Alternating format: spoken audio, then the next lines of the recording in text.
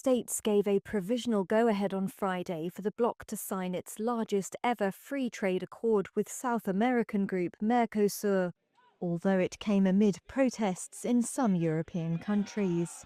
It comes more than 25 years since talks began and after months of trying to gain enough supporters.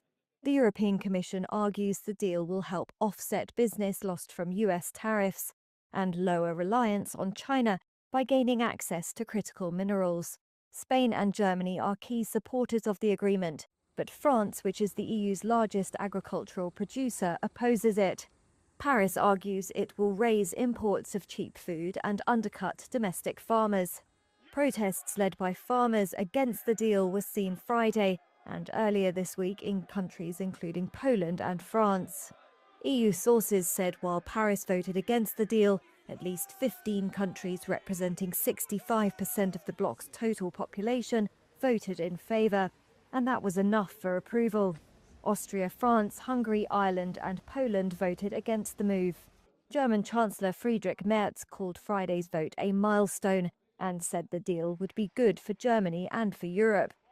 Commission President Ursula von der Leyen could possibly sign the deal with Mercosur partners Argentina, Brazil, Paraguay and Uruguay as soon as next week. The European Parliament will also need to approve the accord before it can enter force. The free trade agreement would be the EU's biggest in terms of tariff reduction by removing $4.6 billion of duties on its exports. The Mercosur countries have high tariffs, including 35% on car parts and 27% on wines.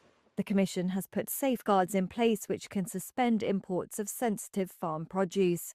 It strengthened import controls, built a crisis fund and accelerated support for farmers.